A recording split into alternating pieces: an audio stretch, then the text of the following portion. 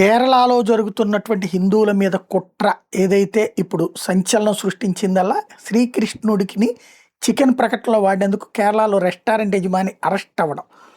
Mohair Mandi and grills Mohammed Shameer Muslim League నాయకుడు కొడుకు కేరళ ప్రజలు ఎంతో పవిత్రంగా జరుపుకునే విషు పండగ సందర్భంగా ఈ రెస్టారెంట్ ఓ డిజిటల్ పోస్టర్ని సోషల్ మీడియాలో షేర్ చేసింది. ఆ పోస్టర్లో బాలకృష్ణుడి ముందు ఓ ప్లేట్ చికెను మండి మాంసాహారం ఉన్నట్టు చూపించారు. సాధారణ కృష్ణుడికి శాకాహార నైవేద్యాలు పెడతారు, కానీ హిందువుల మనోభావాలను దెబ్బతీయడానికి ఇట్లా మాంసాహారాలతో పోస్టర్ని తయారు చేశారు అన్నటువంటిది బీజేపీ ఆరోపణ. ప్రతిరోజు వాళ్ళు హద్దులు ఎలా దాటుతున్నారో చూడండి, దీనివల్ల పెద్దగా పరిణామాలు ఉండవని వాళ్ళకి బాగా తెలుసు. మహా అయితే మతపరమైన మనోభావాలను దెబ్బతీసిన కేసు నమోదు చేస్తారు. బెయిల్ కూడా సులభంగా లభిస్తుంది. జిహాద్ ఆశయ సాధన కోసం ఇది చాలా చిన్న త్యాగం అన్నటువంటిది ప్రకటిస్తున్నారు. ఇది ఇంకోవైపున కృష్ణుడు రాముడు కేవలం మాంసం మాత్రమే కాదని గొడ్డు మాంసం అని ఇంటర్నెట్ తప్పుడు సమాచారంతో నిండిపోయింది ఇంకోవైపున.